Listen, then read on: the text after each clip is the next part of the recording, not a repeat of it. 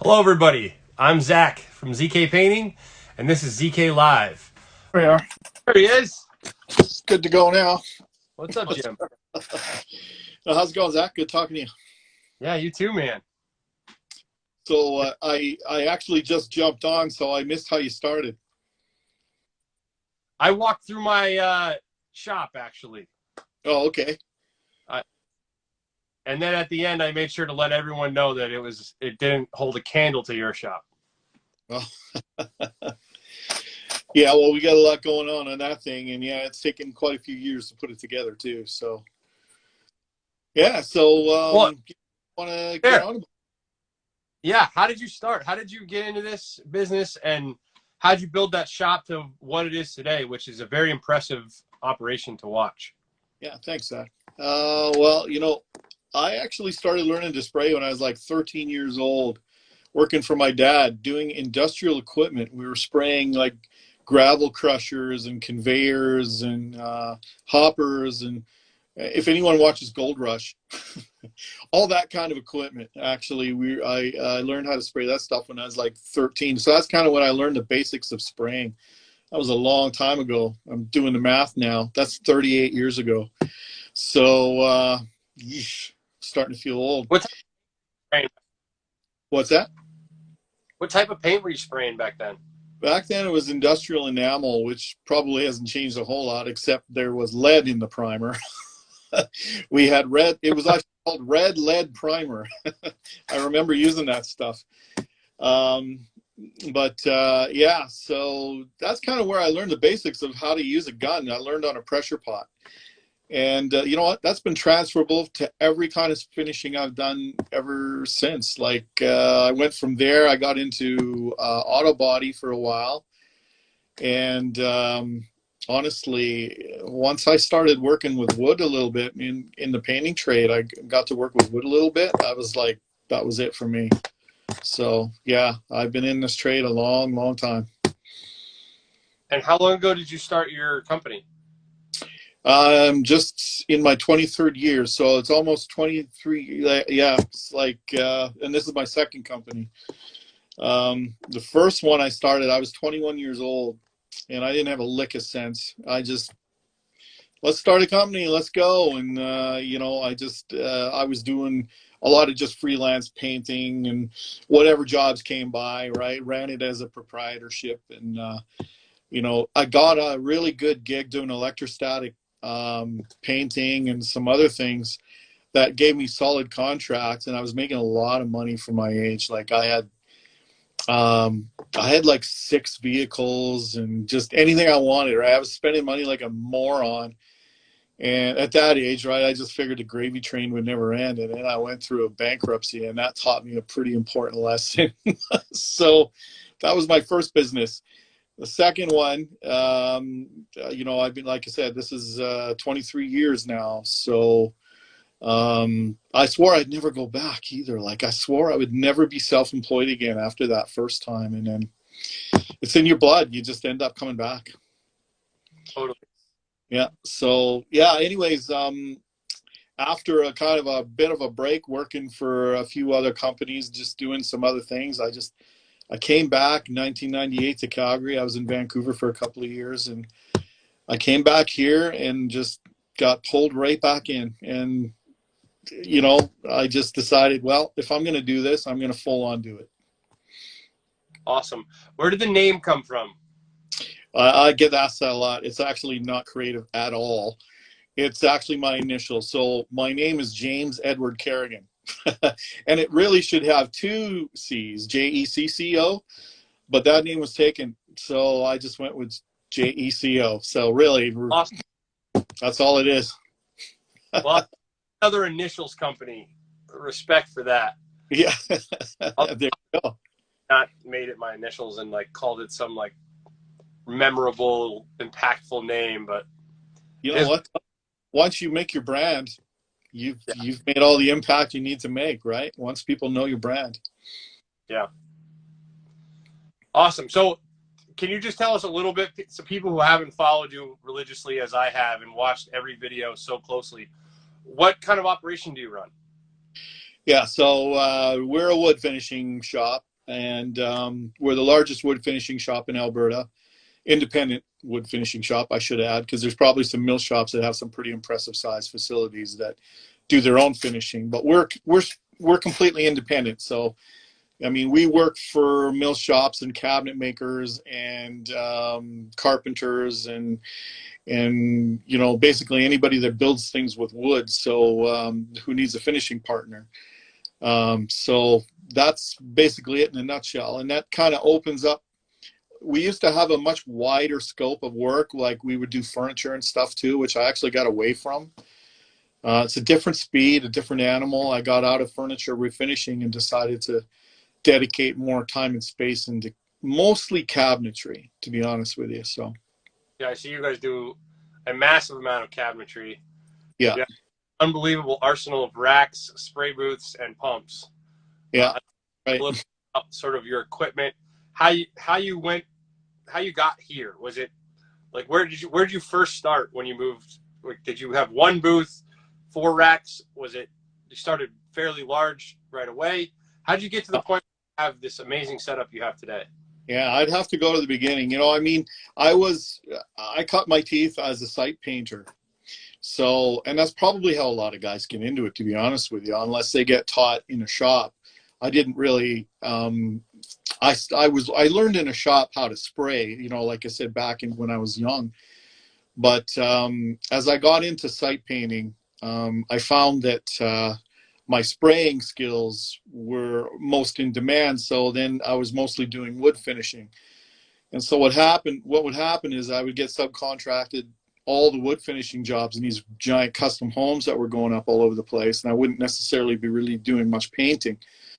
So that kind of led to the naturally, you know, I should probably get a booth or a shop or something. And I kind of started out a little sketchy, to be honest with you. I rented a garage and kind of did that for a couple months and realized that was a horrible idea and extremely dangerous. And so there was actually a gentleman that had a shop already set up with a fully legal booth, everything, and he wanted to sell it, wanted to get out from under it. So it was $30,000 investment, which really is pretty good considering it was fully compliant turnkey operation. It was about 2,200 square feet. So I bought into that. I paid it off in probably about 2 or 3 years. And that's kind of what started it, right? And so it was a smaller operation. Had a Binks Pyramid booth similar to the one that you have, I think. And what happens is that it didn't take long before I was so stuffed to the gills in there, I completely outgrew it because of the, you know, since I decided to focus entirely on wood finishing, more and more people were bringing that kind of work to us, and then we couldn't move anymore. So that's when I started looking at, you know, my other options, which at the time were um, basically there was another business in town. He had about a 10,000 square foot operation. He was retiring, ready to sell everything off. And I went in and looked at it, and it was all antiquated, and it was all just, you know, I would have had to spend a fortune trying to actually bring it up to code or speed. So I decided to just tackle my own. And so the space that I'm in now, that's what we moved into about 15 years ago. I actually got the booths at auction. I had three spray booths I got for $500 a piece at auction, if you can believe it. Totally lucky. You know, just the sheet metal on one of those booths is 15 grand. So I got really lucky there. So I had some of this stuff stockpiled and ready to go.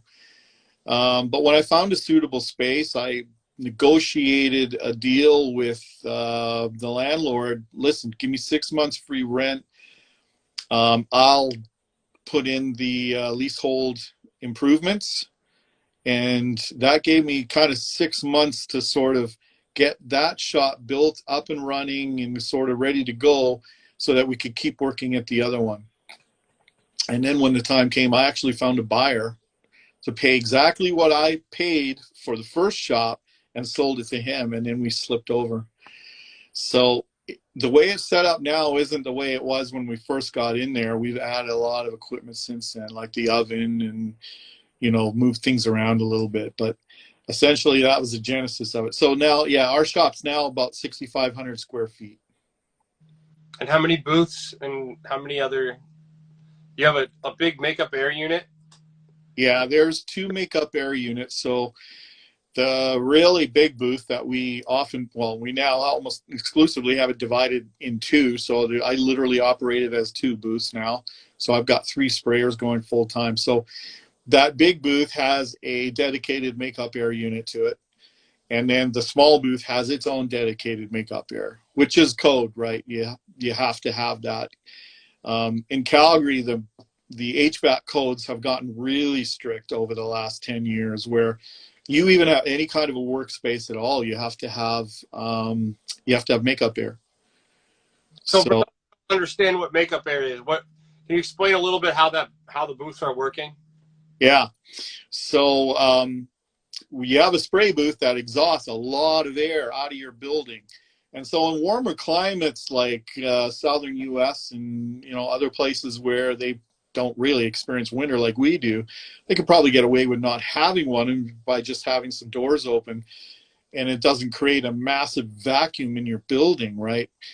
But here, it's actually code to have a proper setup facility. You have to have a unit on the roof that literally replaces the air that you're drawing out of the building at the same rate, so that you can keep stable air pressure in the building. So as much air as you're drawing out, you're drawing in fresh air. So here where we are during the winter, you can imagine I got like 5-inch gas lines going to mine, because that's a 42-inch fan on that big booth. That's drawing, I don't even know, I can't even remember what the CFMs are, but it blows your mind. Like, we replace the air in our building in minutes.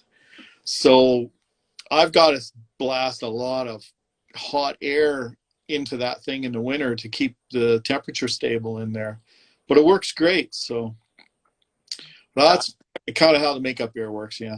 Okay. Yeah, I wish I had either found a way to afford it or could have afforded it when I put my booth in to have makeup air. And we're planning a retrofit in the next couple months of a makeup air unit, because it's definitely it's a big hassle to do the cross shaft and open up the doors and let the leaves from outside come crawling in underneath the door, and there's more dust, and then then there's the negative air pressure in the booth that I'm looking to have the forced air and a little bit of a positive pressure in the booth, so that I'm not sucking from every little crevice and the filters, but the little crevices, the little dust comes in. We're always fighting dust with the oil in it. Ironically, and this may blow your mind a little bit, I have less problems with dust with an open booth than I ever did with the closed one. That probably blows people's minds, and I'll tell you why I think that is.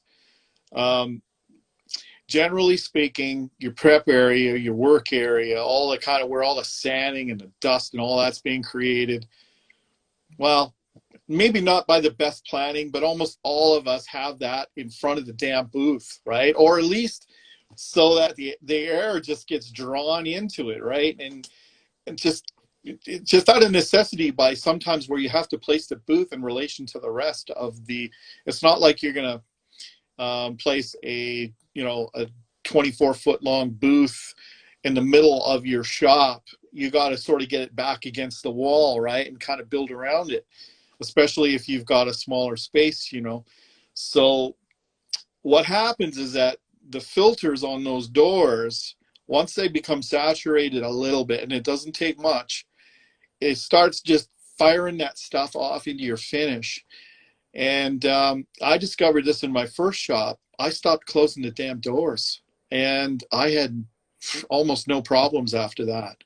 So there was 2 things I learned from that, is that I've got to have clean air, and I've got to find a way to stop, because what would happen is it would be good when I first blew it all out and cleaned it all out, and then just out of the blue, you're looking at your piece you just finished and you're like, oh, that looks great. And all of a sudden, splat.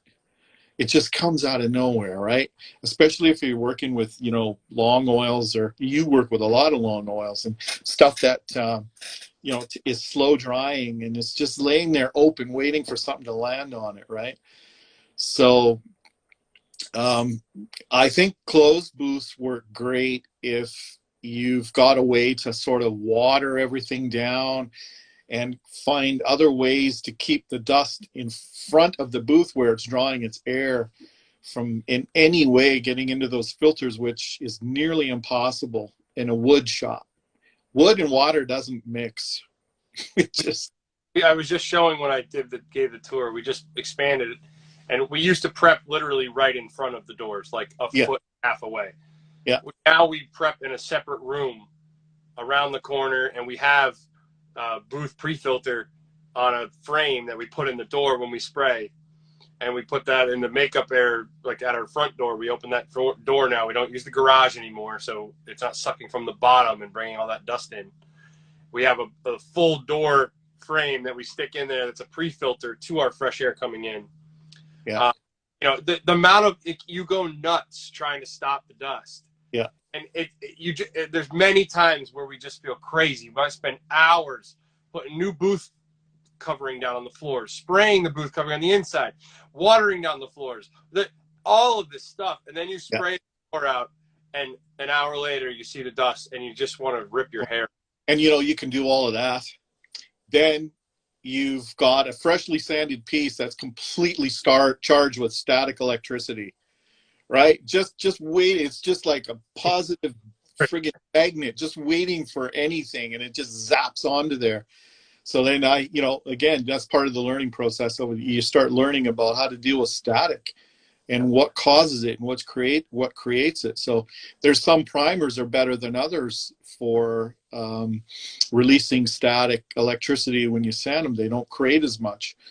Anyone who knows, if you've finished a piece and you have to sand it again, like it's finish coat of some kind, that's when you're going to have your biggest problem with dust, because finish coat creates a lot of static electricity. Any kind of last wipe that we do is with an anti-static rag now. Yeah. We've testing, and it's like night and day. Yeah.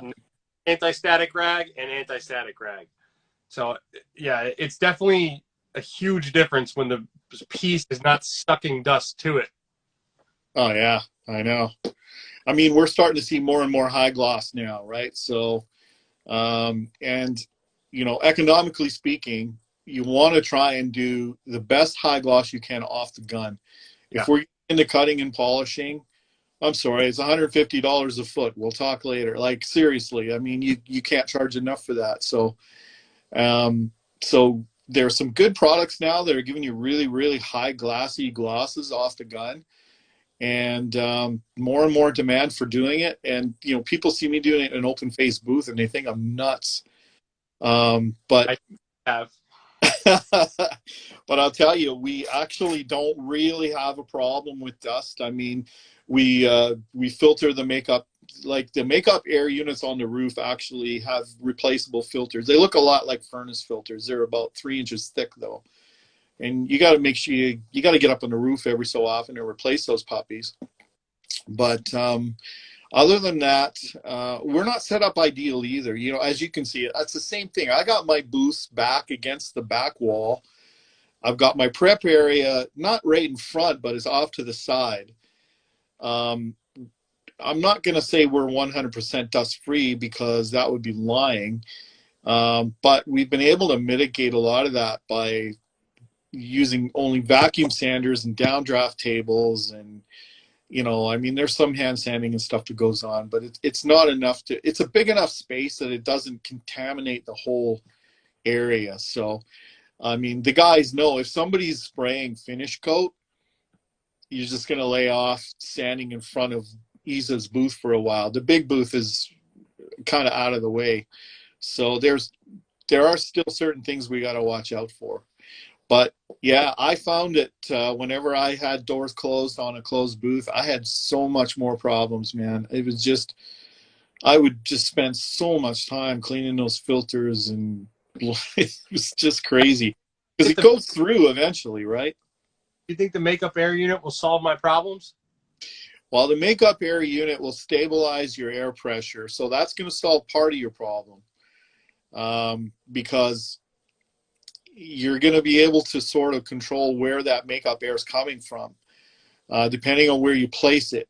That's going to be crucial, right? So you might want to place it in a place that's maybe a little bit behind the booth. I mean, if you have a contractor doing it, they'll probably be able to give you So the best. I'm force makeup air right directly into the booth. Okay, well, yeah, Conducted in directly to the there booth. you go. That's even better. No longer be filtered doors. They're going to be like tight.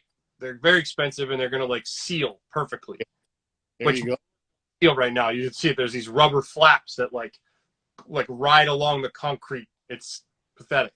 Yeah. But the new doors should close, be absolutely airtight, and then I'm going to blow my makeup air directly into the booth at the top, and then suck it out the back. Yeah. So semi downdraft. That should be great. That I won't have the dust that I have today.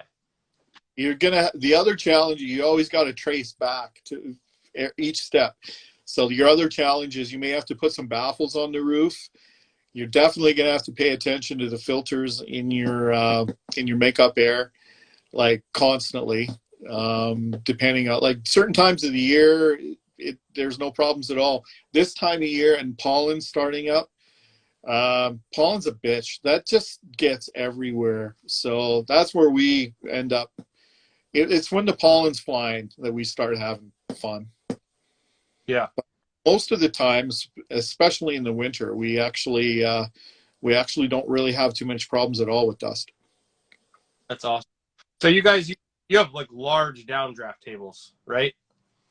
Yeah, well, to be honest with you, I actually designed them myself on a napkin, literally. So I had the tin bashers in. They were doing the duct work for our booths, getting the ducts out and installing the makeup airs. And when those guys came in, I kind of drew a picture of what I wanted, because I had a 15-horse dust collector that's dedicated just to running those two tables and our vacuum sanders. So that's some serious suction there. And so I basically drew, these tapered tables. They're literally 4x8 on the top. And we just drilled a shitload of holes all over the tops of those things. And you can literally feel the suction when you're near it. Like it'll suck a piece of paper right down onto it. And then what I did is I took vacuum flow attachments and I plugged those into the duct work that's coming down to feed the downdraft tables, and I can run 4 vacuum sanders off of that.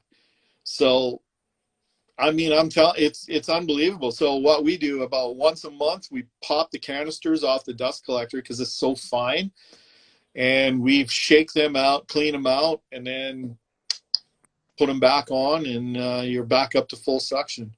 That thing's been running for 15 years, 11 hours a day, 5 days a week, without stopping. It's been a good machine. That's amazing. Yeah, my downdraft table definitely. I don't think it has that much suction power. There's 3,000 CFM to suck that decent size. I'm not sure if it's sucking a piece of paper down. It's definitely doing, it's doing much better than not. Oh yeah. And we've recently started using it a lot more since it was like up against the wall before, and now we've turned it so it sticks out from the wall so someone can stand on each side. Yeah. And I just got these Rockler cookies last week. These little rubber that space it up off of the ground a little bit, and those things have been amazing. So you can stay in the edges of cabinets real quick, and the cabinet stays where it needs to be. Yeah. I have a bunch of those. I got them from Heffele. I can't remember what that. I think we just ended up eventually just losing them all. I know. think more. Wrapped in carpet or something. Pardon me? Do you have like wood blocks wrapped in carpet that you space your pieces off the sand? Yeah, not even that sophisticated. Honestly, it's we just use wood blocks or dunnage and whatever, and we wrap them in the white rags that we use for staining. So they're just loosely wrapped too. So that way, you know, I mean, if you're doing a stain job or whatever, and it's kind of staining it up, yeah, toss the rag around, wrap a new one around. Or if you're changing from stain grade to paint grade, it's just easy, right? I mean, really low tech. So what kind of paint and what kind of paint sprayers? Those are two very big topics. But Yeah. let's start with sprayers. Sprayers. Well, I was a Binks guy for many, many, many years. I had invested many thousands of dollars into Binks equipment. I had Binks pressure pots. I had Binks guns. I had conventional guns. I had a bunch of Raptor pumps. I had 412s. I had Comet 3s and Comet 5s. I had every Binks that there was. And that's kind of how I got mostly into the air assist stuff.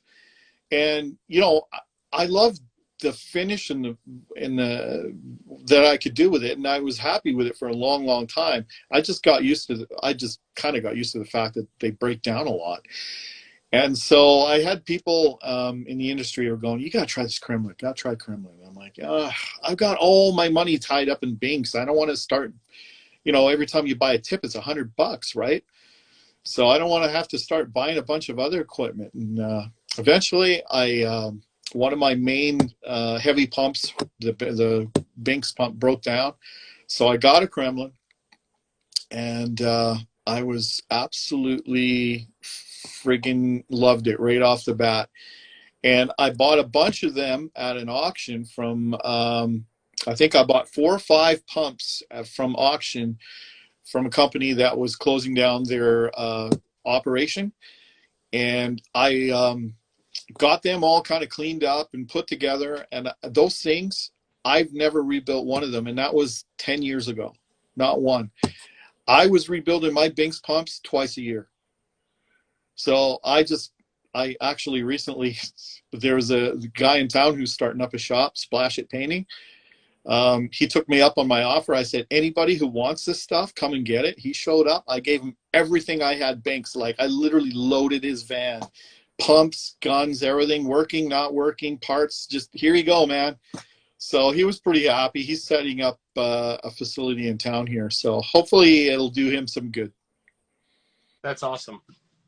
Yeah, you definitely put those Kremlins through the ringer, man. You guys spray all day, every day, huh? Yeah, we do.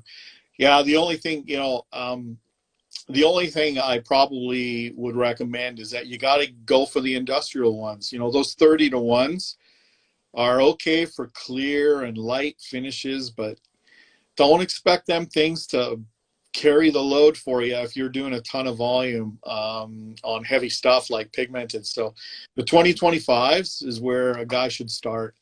Those 2025s are unbelievable, man. They just work and they ask nothing from you. Just keep them clean and take care of them, oil them and keep them clean, and they'll just run forever. I consulted you heavily before getting into Kremlin, and I'm so glad that I did, because I did end up with a 20C50, I think it is, or 25. It's a big boy. And I love the analogy that you said. I tell everyone all the time now. You can tow a trailer with a car, but it's better to tow it with a truck. And thinking of the 15-to-1 or the 30-to-1 as towing the trailer with a car, yeah, versus bigger pumps being the truck, where you're going to do it all day, every day. It's built for it, and the wear and tear won't be so bad.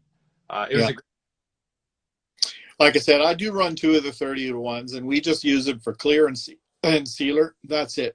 Nothing else goes through those. So yeah, other than that, I've about 5 of those heavy ones, and I've got one great big mother. I just recently learned the model number of it, that used to run a Scheffler line by itself. It could power 8 guns. Anyways, I've been thinking about what to do with this thing, because it was another auction. I've done well at the auctions, by the way. It was the same auction where I got my oven, which is probably the other thing you want to ask me about. And this came off of a Scheffler line, but it was in my lot. So I've had it sitting on a shelf for about 15 years. And I've looked for a buyer, and it's like, there's very few people who could buy a pump like that. And I've decided at some point I'm either going to use it to run a line of my own, or I'm going to convert it to primer and just have this beast mounted on a heavy cart that can kind of move from either booth, and it could run 2 or 3 primer guns if we're doing a large, paint grade job, something like that. But yeah, it's a big one. How about paint? What's your go-tos?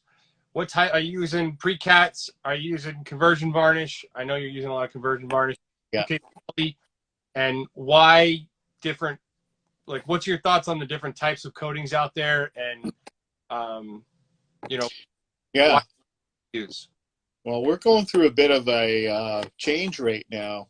We haven't made it all that public, and we certainly haven't talked about it a lot on our feed. But we were nothing but post-cat forever, like conversion varnish forever. And as pre-cats have started to improve, we've started offering that as a builder's grade finish. I'll explain what I think the difference between the two are. I think most people know. So, conversion varnish is still our go-to on cabinetry because especially after we bake it in our oven, it's super hard, super durable, resistant to a lot of stuff. And whereas pre-cat it's good. I guess if you go good, better, best, you got pre-cat good, conversion varnish better, polyurethane best.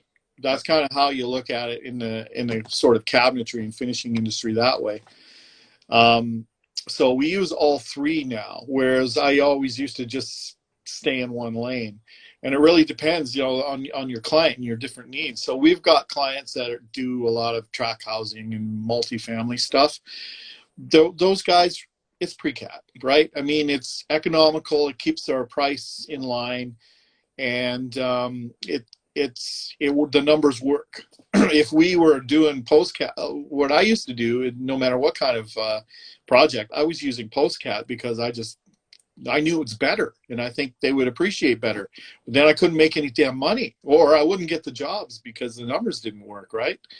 So I had to sort of pull my head out a little bit and kind of realize, good, better, best is probably the best approach to take, so that the pricing levels according. So we're still mostly on the conversion varnish, and now the polyurethanes or acrylic urethanes mostly. We're using on the resin tables and the live edge stuff, anywhere like tabletops, anywhere that's got moisture or high wear areas, anything like that. We use acrylic urethane on that.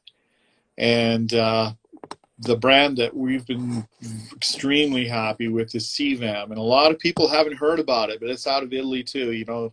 Some of the darlings on IG are Milesi and Renner and some of these other ones, but CVAM is out of Italy as well. And in fact, I understand they supply a lot of these guys with their resins, ironically. So we're really happy with that. I haven't seen any really good urethanes or polyurethanes out of North America that can compete with the Italian stuff, and I'm sure you've found that too, right? Yeah. So, Jim, do you have more time than an hour if we talk for a little longer? Yeah, that's fine. Yeah. Okay. I feel like if we have to make this in an hour, we got to move, but I want to dig deeper into so much of the things that you're talking about. Okay. Okay, great. So I love what you just described earlier about I used to be CV only. We're going to give great because we should be coding really great. Yeah. And I believe, like you believe now, to give the client what they want and what they're willing to pay for, and to give them value. That's to give them value, right? Yeah. And because we need to make money. For so long, I was so willing to sacrifice, as Nick Slavic says, be a martyr to the paint world just to put out a better finish that the client wasn't willing to pay for and didn't want. So I love the fact that you're honest, and we do the same thing to clients. Like, look, what do you want? What are your parameters? I can tailor a paint job to meet your budget and expectations.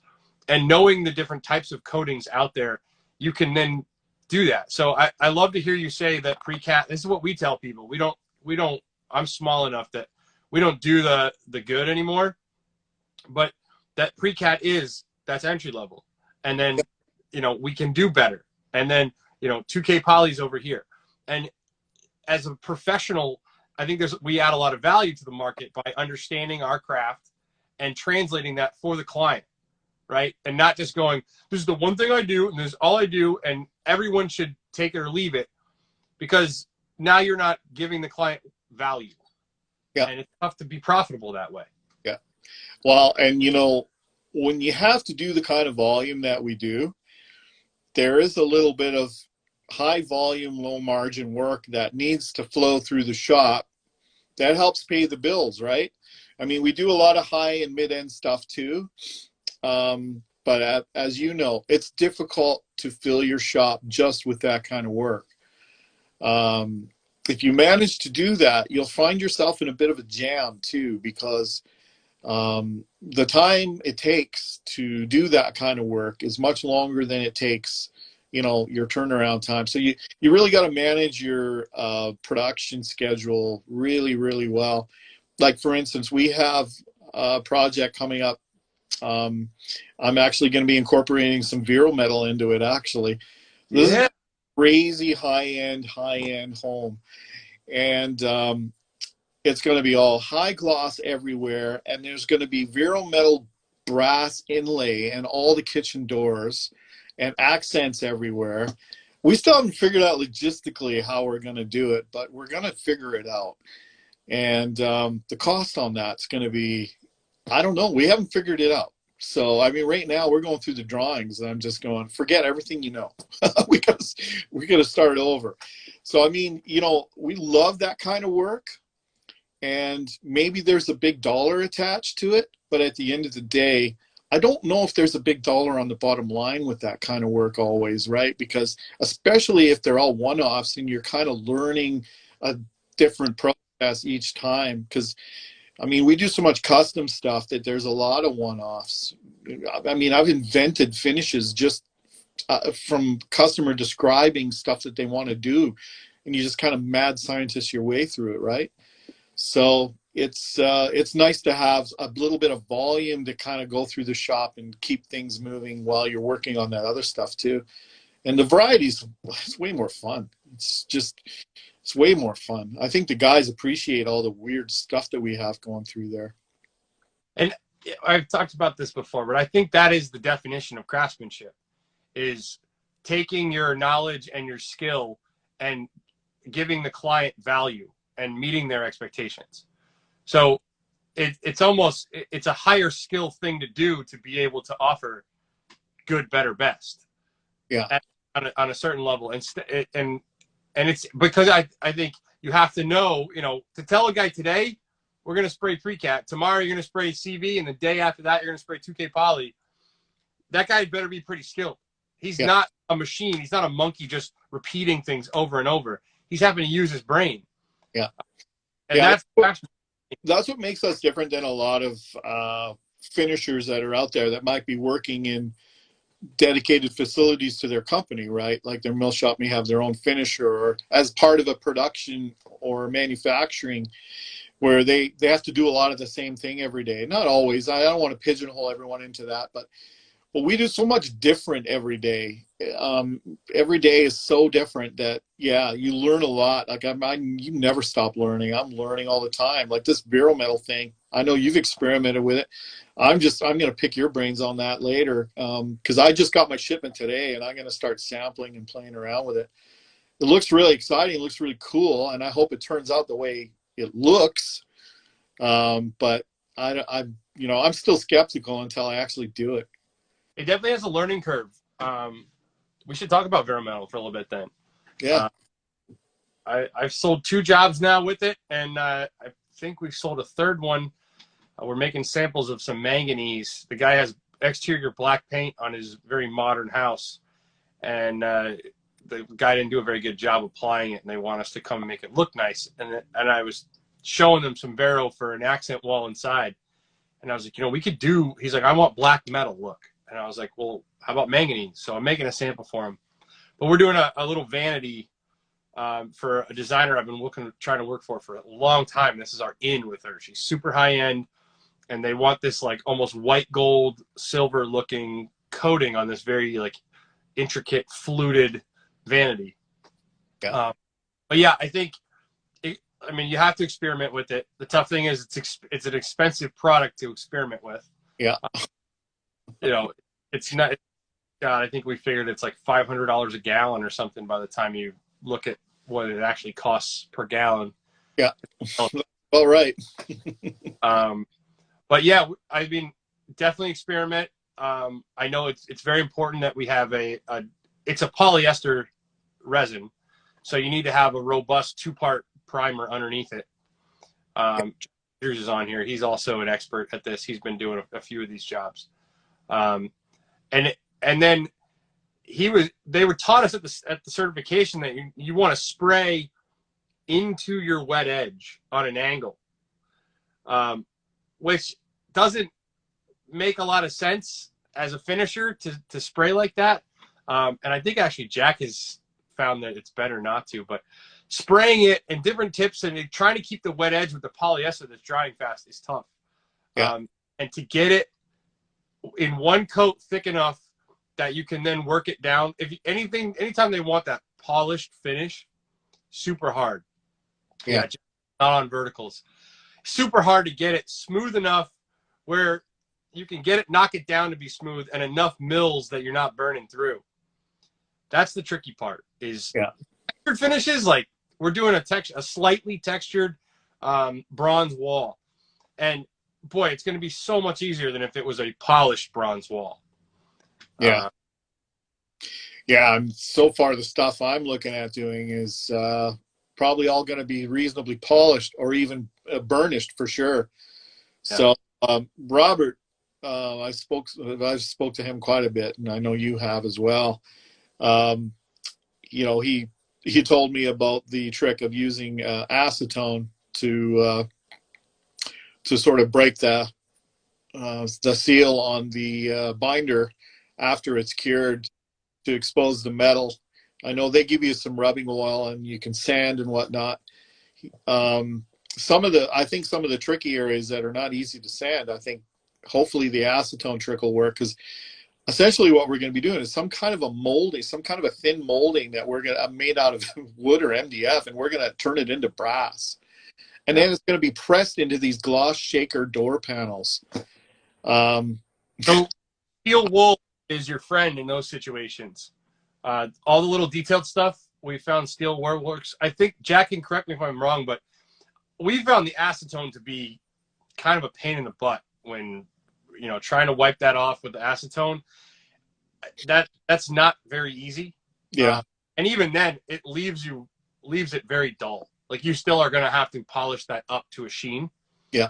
So one of Dan Ross's guys, actually, when I was being certified for Midas Metal, we were doing a crown molding, and they were teaching us to step up the grits to get the polish. And he went over, grabbed some steel wool, and like got it up to polish so much faster than stepping up all the grits. Okay. So steel wool is definitely really good for anything that's detailed.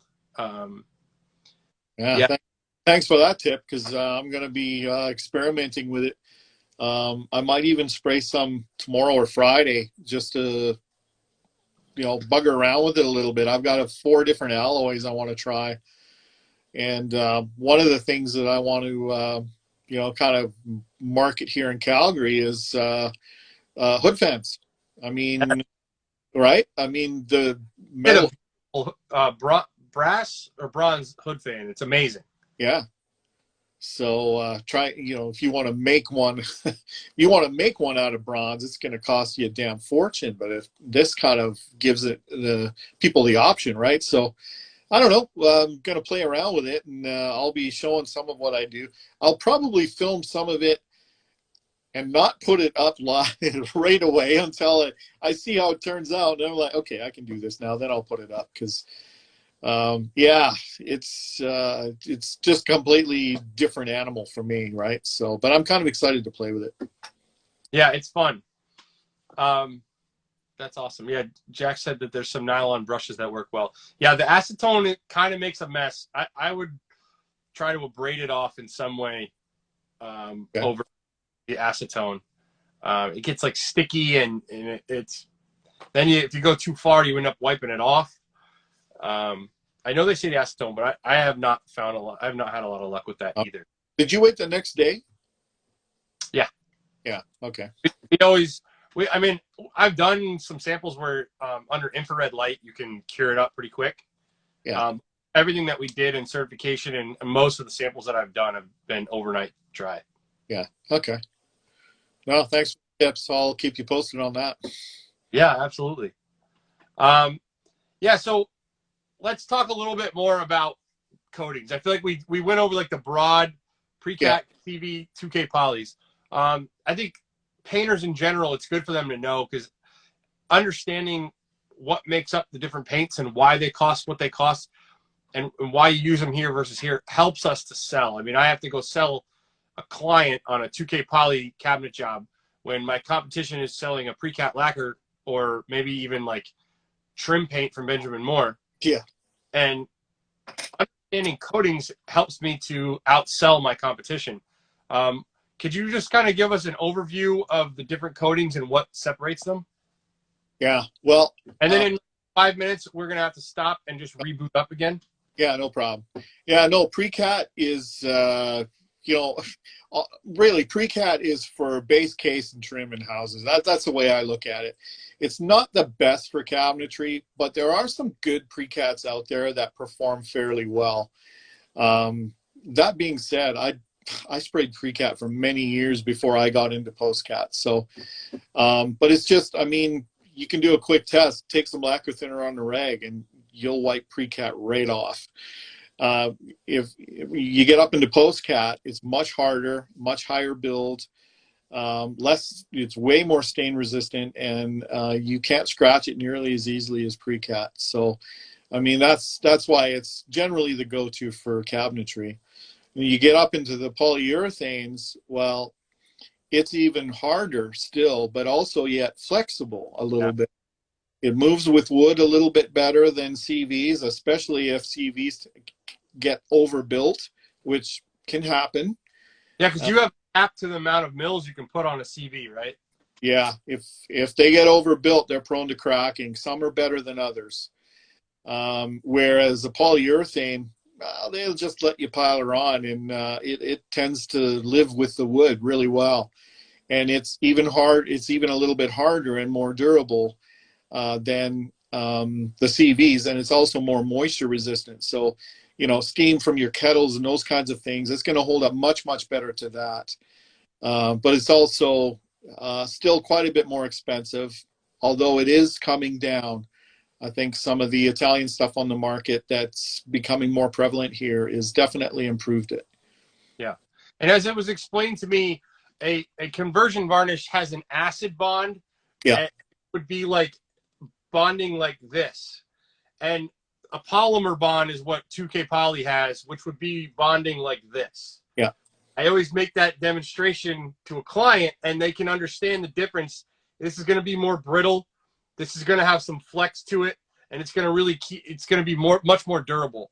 And we try to tell people, like, look, you're going to pay us all this time and money, all this money for labor. Like, why don't we just upgrade to 2K poly? For my clients, they want it, and also helps me be different. But yeah, the difference in 2K poly and conversion varnish, it's definitely when you start to talk about it, it helps me sell for sure. Yeah, for sure. We're a little bit different in that our clients are usually cabinet makers, right? And so these guys got to compete on the market with everybody else. And so, I mean, if you're going high end, you can sell high end. But if you're competing with everybody else and bidding on kitchen jobs, mid to high end, and nobody's really comparing whether or not you're looking at apples and oranges. They just want a price. This is where all of that gets lost, right? So that's where some of the higher end designers actually will make specs about what they want. And then that really narrows down who can do that kind of work. Yeah. So that's where we're starting to find more stuff landing on our lap, really some of that kind of stuff. That's awesome. So there's a minute left. So before we cut to the end, I'm going to end the live and then I'll start it again and I'll just invite you right back. And then I want to talk more about pre-cat lacquer. Okay. Sounds good. We'll be right back, guys. Yeah.